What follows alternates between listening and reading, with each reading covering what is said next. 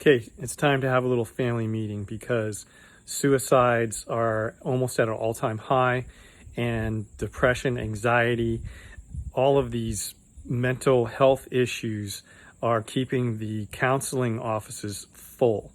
And this is a problem. Why? Well, when I was an intern, one of our instructors told us that the brain keeps a perfect record of every single injury that the body ever has.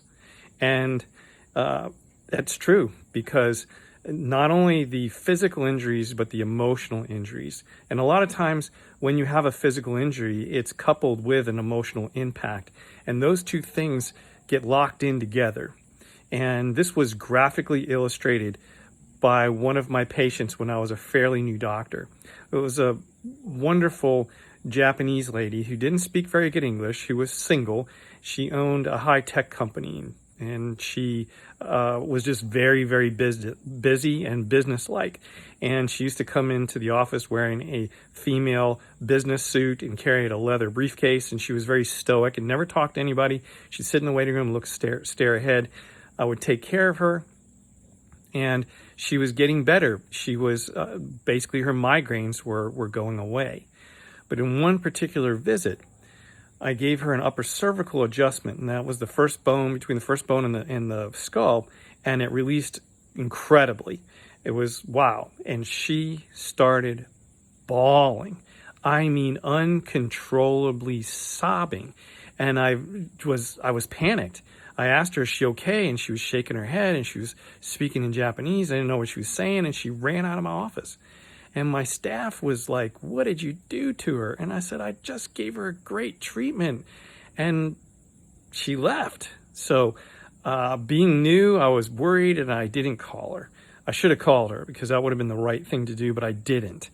And a week later, she came back to the office, and she was sitting in the waiting room, and my staff came and grabbed me and said, you have to come take a look at her. You know, I was like, oh no. I went out there, and she was laughing and smiling and talking to everybody. And I was like, wow, she's different.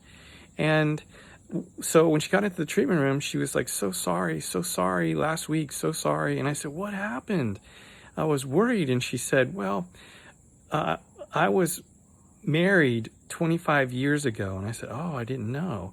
And she said, yeah, we were married for 2 weeks, and we just started the high-tech company that I own today, and it was brand new. And I was traveling on I-95 behind a tractor trailer, and it jackknifed, and I didn't have enough time, and I went underneath the tractor trailer, and my husband's head was decapitated, and there was blood everywhere. And she said she never cried.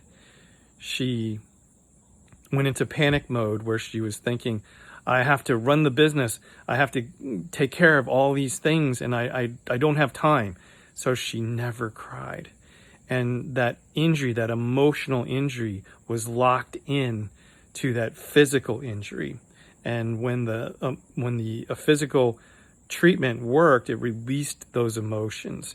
And so we have, as healthcare professionals, have to be careful, because a lot of times when children are abused, sexually abused, when spousal abuse, when all kinds of emotional traumas, they're not easily seen because we don't have an x-ray that shows, oh, you got a busted elbow.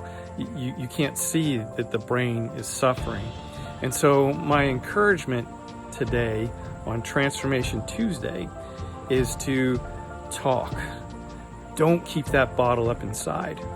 Make sure you have an inner circle of very trusted friends that you can vent to and talk and pray with, and go to counseling and go to support groups where you can heal, not only on the outside, but heal on the inside, because too much mental illness is going on, and the brain never forgets any of it.